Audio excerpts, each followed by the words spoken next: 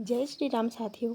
आप अब हम पढ़ेंगे महादेवी वर्मा जी के बारे में, जो हैं छायावाद की अंतिम कवयित्री। बाकी के तीन थे सुमित्रानंदन पंत, जयशंकर प्रसाद और निराला जी। चलिए अब इनके बारे में हम विस्तार से पढ़ेंगे। जन्म हुआ था इनका 1907 में फर्रुखाबाद उत्तर प्रदेश में। महादेवी वर्मा जी का जन्म हुआ उत्तर प्रदेश में 1907 में और मृत्यु होती है 1987 में। कहाँ? इलाहाबाद में। अब एक चीज़ पे गौर करना है, तो छायावादी कवियों में सबसे छोटी कौन है? महादेवी वर्मा। सबसे बड़े थे जयशंकर प्रसाद 1889। फिर 1899 में कौन थे? निराला जी थे। 1900 वाले कौन थे? सुमित्रानंदन पंत। और 1909 में कौन? महादेवी वर्मा। तो सबसे छोटी कौन है? महादेवी वर्मा। महादेवी वर्मा जी के बारे में अब पढ़ते हैं। महादेवी वर्मा जी का काव्य संग्रह है दीपशिखा, यामा, नीरजा, अग्निरेखा, रश्मि, प्रथम आयाम, दीपगीत, संध्यागीत, परिक्रमा, आत्मिक। दीपशिखा, यामा, नीरजा, अग्निरेखा, रश्मि, प्रथम आयाम, दीपगीत, संध्यागीत, परिक्रमा, आत्मिक। क्षणदा, संभाषण, साहित्यकार की आस्था तथा अन्य निबंध। क्षणदा ये निबंध हैं। ओके। काव्य संग्रह बस इतने से है। दीपशिखा, यामा, नीरजा, अग्निरेखा, रश्मि, प्रथमायम, दीपगीत, संध्यागीत, परिक्रमा, आत्मिक। दीपगीत, संध्यागीत, परिक्रमा, आत्मिक। दीपगीत, संध्यागीत, परिक्रमा, आत्मिक। दीपशिखा, यामा, नीरजा, अग्निरेखा। दीपशिखा, यामा, नीरजा, अग्निरेखा। रश्मि, प्रथमायम, दीपगीत। रश्मि, प्रथमायन, दीपगीत। अब देखते हैं महादेवी वर्मा के निबंध संग्रह। इन्होंने निबंध भी लिखे थे। क्षणदा, संभाषण, साहित्यकार की आस्था तथा अन्य निबंध। क्षणदा, संभाषण, साहित्यकार की आस्था तथा अन्य निबंध। श्रृंखला की कड़ियाँ, आपदा, संकल्पिता, भारतीय संस्कृति के स्वर, संधिनी, चिंतन के क्षण, युद्ध और नारी, नारीत्व का अभिशाप, साहित्यकार की आस्था।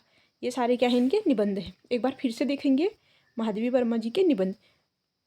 क्षणदा, संभाषण, साहित्यकार की आस्था तथा अन्य निबंध। क्षणदा, संभाषण, साहित्यकार की आस्था। क्षणदा, संभाषण, साहित्यकार की आस्था।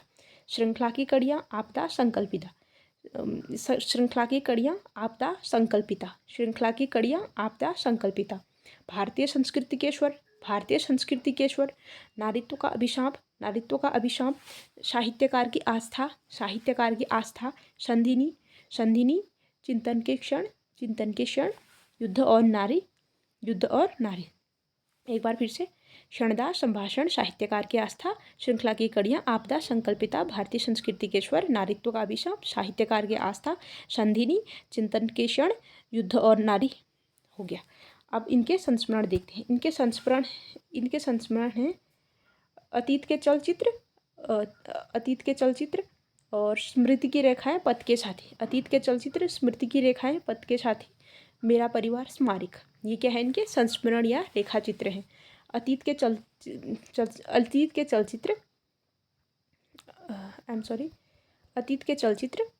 स्मृति की रेखाएं, पथ के साथी, मेरा परिवार और स्मारक।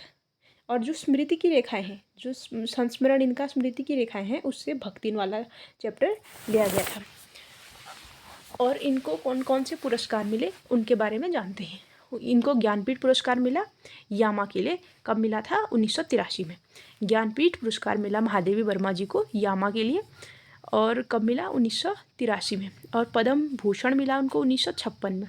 पद्म भूषण मिला 1956 में। और उत्तर प्रदेश का हिंदी संस्थान का भारत भारती पुरस्कार भी मिला है महादेवी वर्मा को। उत्तर प्रदेश का हिंदी संस्थान का भारत भारती पुरस्कार भी मिला है महादेवी वर्मा को। प्रयाग महिला विद्यापीठ की स्थापना की। इन्होंने क्या किया? प्रयाग महिला विद्यापीठ की स्थापना की। किसने? महादेवी वर्मा जी ने। और इनकी रचनाएं हैं निहार, रश्मि, नीरजा, शांतिगीत। निहार, रश्मि, नीरजा, शांतिगीत हम ऊपर देख चुके हैं। एक बार फिर यहाँ पे देख लेते हैं, स्टिकर चिपका हुआ है। काव्य, इनके काव्य हैं निहार, रश्मि, नीरजा, यामा, दीपशिखा। यामा कौन सा? 1983 में, जिनके लिए इनको वो ज्ञानपीठ पुरस्कार मिला था, वो वाला यामा। निहार, रश्मि, नीरजा, यामा, दीपशिखा। निहार, रश्मि, नीरजा, यामा, दीपशिखा। और गद्य कौन से? अतीत के चलचित्र, स्मृति की रेखाएं, पथ के साथी, श्रृंखला की कड़ियाँ, मेरे बचपन के दिन, ये सारे क्या हैं? गद्य हैं। और इनका प्रथम काव्य संकलन कौन सा है? निहार। निहार क्या है इनका? प्रथम काव्य संकलन। निहार क्या है? प्रथम काव्य संकलन। किसका? महादेवी वर्मा जी का। ठीक हो गया। चलिए अब आगे देखते हैं। इन्होंने चांद नामक साप्ताहिक पत्रिका, चांद नामक साप्ताहिक, बाद में जो मासिक पत्रिका बन जाती है, इसका संपादन किया था। चांद साप्ताहिक पत्रिका का संपादन किसने किया? महादेवी वर्मा ने। कब किया? 1920 में। 1920 में। और इनका उपनाम क्या है? आधुनिक युग की मीरा। महादेवी वर्मा का उपनाम क्या है? आधुनिक युग की मीरा। छायावाद की शक्ति या छायावाद की सरस्वती भी कहते हैं इनको। ठीक हो गया। और प्रथम भारत भारती पुरस्कार मिला इनको 1982 में। प्रथम भारत भारती पुरस्कार मिला महादेवी वर्मा को 1982 में। किसने दिया था? यूपी सरकार ने। ओके, यूपी गवर्नमेंट ने दिया था। हिंदी के लिए दिया जाता है। प्रथम किसको मिला था? महादेवी वर्मा को 1982 में। ज्ञानपीठ मिला था यामा में 1982। कहीं पे 82 है, कहीं पे 83 है। यामा ज्ञानपीठ मिला था, यामा के लिए ज्ञानपीठ पुरस्कार। और ये 18वां ज्ञानपीठ था। 18वां ज्ञानपीठ था। ठीक है। 1984 के बाद ज्ञानपीठ पुरस्कार लेखक के समग्र योगदान के लिए दिया जाने लगा। 1984 के बाद ज्ञानपीठ पुरस्कार लेखक के समग्र योगदान के लिए दिया जाने लगा। 1934 में नीरजा के लिए सेकरिया पुरस्कार मिला। नीरजा के लिए क्या मिला इनको? सेकरिया पुरस्कार। कब मिला? 1934 में। नीरजा किसका है? महादेवी वर्मा का। और प्रथम काव्य संकलन क्या था? निहार। और 1988 में इनको पद्म विभूषण मिला। पद्म भूषण कब मिला था? 1956 में। पद्म भूषण मिला था 1956 में। और पद्म विभूषण मिला 1988 में। पद्म विभूषण 1988 में और भूषण 56 में। 1956 भूषण 1956 और विभूषण 1988। हिंदी की विशाल मंदिर की सरस्वती किसने कहा इनको? निराला ने कहा। निराला भी कौन थे? छायावादी कवि। इन्होंने महादेवी वर्मा को क्या कहा? हिंदी की विशाल मंदिर की सरस्वती कहा। और यूपी विधान परिषद में मनोनीत सदस्य रही। कौन? महादेवी वर्मा। यूपी विधान परिषद में मनोनीत सदस्य भी रही महादेवी वर्मा। एक बार फिर से देखते हैं। हमें यह पता है इनका जन्म कब हुआ था? 1907 फर्रुखाबाद उत्तर प्रदेश में। और निधन 1987 में। 80 वर्ष तक जिए थे। प्रयागराज में निधन हो जाता है। उपनाम क्या क्या था? आधुनिक युग की मीरा। निराला जी ने क्या कहा था?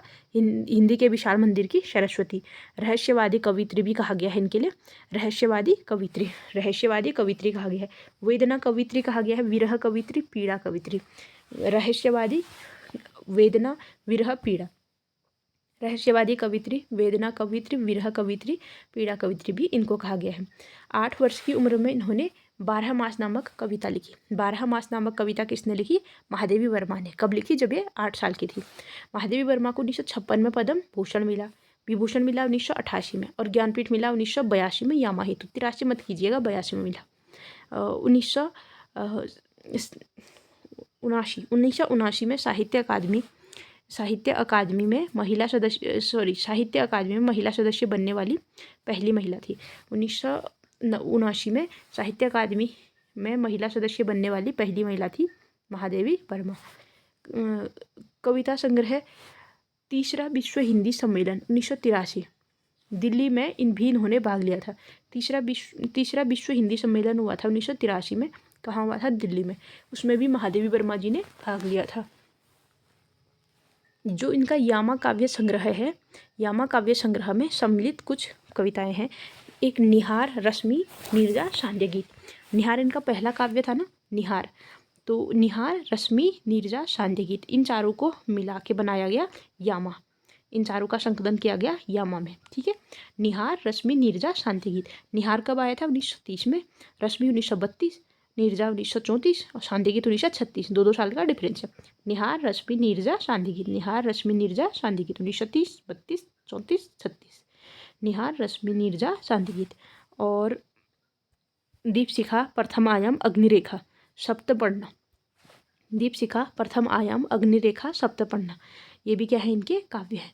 दीपशिखा, प्रथम आयाम, अग्निरेखा, सप्तपर्ण। दीपशिखा, प्रथम आयाम, अग्निरेखा, सप्तपर्ण। ये भी इनके और काव्य संकलन यामा है, परिक्रमा है, गीत पर्व है, नीलांबरा है। यामा परिक्रमा गीत पर्व नीलांबरा, यामा परिक्रमा गीत पर्व नीलांबरा, ये सारे के काव्य संकलन किनके हैं? महादेवी वर्मा जी के। और महादेवी वर्मा जी के निबंध हम पहले भी देख चुके थे, फिर से देखेंगे। श्रृंखला की कड़ियाँ, साहित्यकार की आस्था तथा अन्य निबंध। श्रृंखला की कड़ियाँ, साहित्यकार की आस्था तथा अन्य निबंध। संभाषण, भारतीय संस्कृति के स्वर, संकल्पिता, संधिनी, चिंतन के क्षण, युद्ध और नारी, नारीत्व का अभिशाप, आधुनिक नारी, समाज और व्यक्ति, जीने की कला, आपदा। चिंतन के क्षण, युद्ध और नारी, नारीत्व का अभिशाप, आधुनिक नारी, समाज और व्यक्ति, जीने की कला, आपदा, ये सारे निबंध विधा की रचनाएं हैं।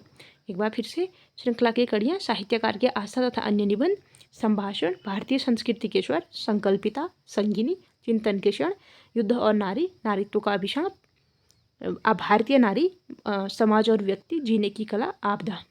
और इनकी एक कहानी भी है, गिल्लू इनका एक कहानी है। और ये गिल्लू है एक गिलहरी का नाम। ठीक है, अब इनके रेखा चित्र या संस्मरण देखते हैं। अतीत के चलचित्र, पथ के साथी, स्मृति की रेखाएं, मेरा परिवार, स्मारिका, क्षणधा। अतीत के चलचित्र, पथ के साथी, स्मृति की रेखाएं, मेरा परिवार, स्मारिका, क्षणधा।